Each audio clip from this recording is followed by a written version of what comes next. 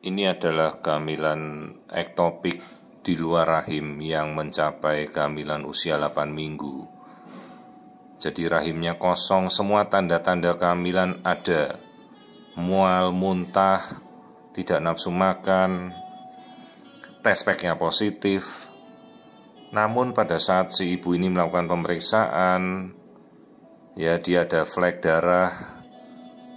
Itulah tanda-tandanya, nyeri baru mulai dirasakan. Karena kalau kehamilan ektopik belum pecah, itu nyerinya tidak sampai terjadi. Perhatikan, ini rongga rahim kosong, tidak ada isinya, hanya sekumpulan darah memenuhi rongga rahim. Jangan sampai itu terduga sebagai hamil dalam kandungan. Lalu kita alihkan ke sisi akneksa atau sisi indung telur sebelah kanan. Inilah detak jantung janin yang hidup. Semuanya normal. Detak jantungnya bagus. Embrionya berkembang dengan baik. Aliran darahnya baik. Namun sayangnya dia berada di luar rahim. Jadi sekalipun ya kehamilan ini berkembang dengan sangat normal, janinnya bagus dan berkembang dengan baik, tapi kehamilan ini tidak dapat berlanjut. Sekalipun si ibu benar-benar menginginkan, ya pastilah semua ibu ingin bagaimana bisa berkorban untuk anaknya atau calon anaknya ini, tapi ya kita tidak bisa mengorbankan nyawa ibu taruhannya. Apalagi membiarkan sampai terjadi kehamilan abdominal advance. Bahkan kita pernah dapat kasus yang sampai 40 minggu berada di rongga perut ibu itu karena tidak ketahuan dari awal. Tapi begitu kita lihat kasus seperti ini, bertahan hingga 8 minggu, janinnya hidup, janinnya aktif, maka inilah timing di mana kita harus mengambil keputusan untuk mengevakuasi kehamilan ektopik yang masih berkembang. Karena taruhannya nyawa ibunya, begitu ini pecah, perdarahannya sangat dahsyat. Dan resiko kematian kasus-kasus pada ibu dengan hamil ektopik itu cukup besar. Ya, kasus pertama angka kematian itu adalah plasenta previa perdarahan. Jadi semua kasus kematian ibu selalu perdarahan. Nah, inilah perdarahan yang bisa terjadi kalau hamil ektopik ini pecah, dan ini sebentar lagi kemungkinan akan jebol. Karena dia sudah memasuki minggu ke-8. Janinnya berkembang baik.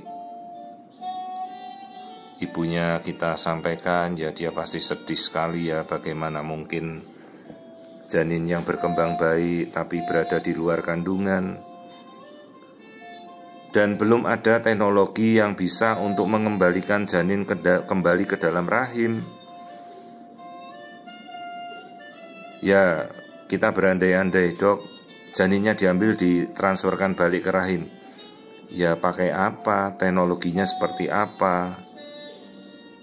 Sementara ini kan janin sudah menempel di bagian rongga abdomen, kemungkinan nanti bisa menempel pada usus. Ini masih di dalam tuba. Ini nyerinya luar biasa, ini dia sakit sekali sebelum pecah ya. Ya ini sudah tinggal menunggu pecah saja karena sudah ukurannya maksimal. Bayangkan sebongkah kantung kehamilan seperti itu besarnya berada di saluran tuba yang sedemikian kecil. Ya ini sebentar lagi akan pecah ini. Dan kita sudah siap-siap ini kalau menempel pada usus, resiko operasinya sedemikian sulit ya. Jadi inilah kasus kehamilan ektopik advance dengan live embrio, embrionya hidup berkembang normal, detak jantungnya berkembang bagus hingga usia 8 minggu. Namun ya kita tidak bisa membiarkan kasus seperti ini ya berlanjut. Secara medis, secara etikali medis juga tidak mungkin kecuali ibunya ya berpindah dokter mungkin ya, kemudian dia tidak mau ngabari dokternya kondisi kehamilan yang sebenarnya, atau dia mengambil keputusan mengorbankan dirinya sendiri sampai 9 bulan dia tidak memantau kehamilan. Ya pernah ada itu kasus di Afrika, kasus di Peru, di mana sudah dilaporkan kehamilan abdominal yang advance ya. Saya selama menjadi staf pengajar Fakultas Kedokteran yang ditempatkan dulu di Rumah Sakit Kabupaten ya baru 2 kali yang berkembang hingga 40 minggu. 1 hidup bayinya, 1 meninggal karena telah dirujuk ya. Ibunya selamat semua. Jadi inilah kehamilan ektopik awal yang nantinya mungkin kalau dibiarkan ya berkembangnya di luar rahim itu jadi nempelnya di abdomen, di usus ibunya, bisa di liver lah. Nah begitu ini kita sudah tahu dari awal ya, secara medis kita harus segera mengambil tindakan untuk mengakhiri kehamilan dan mengevakuasi kehamilan ektopik ini meskipun janinnya masih bagus.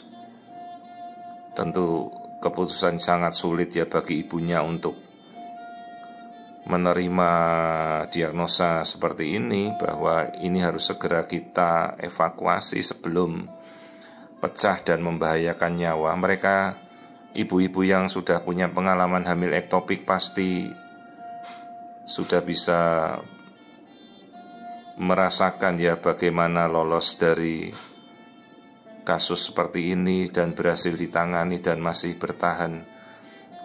Karena angka kematian ibu hamil dengan hamil ektopik perdarahan itu luar biasa, masih tinggi. Sering tak terdiagnosa dan telat terdiagnosa.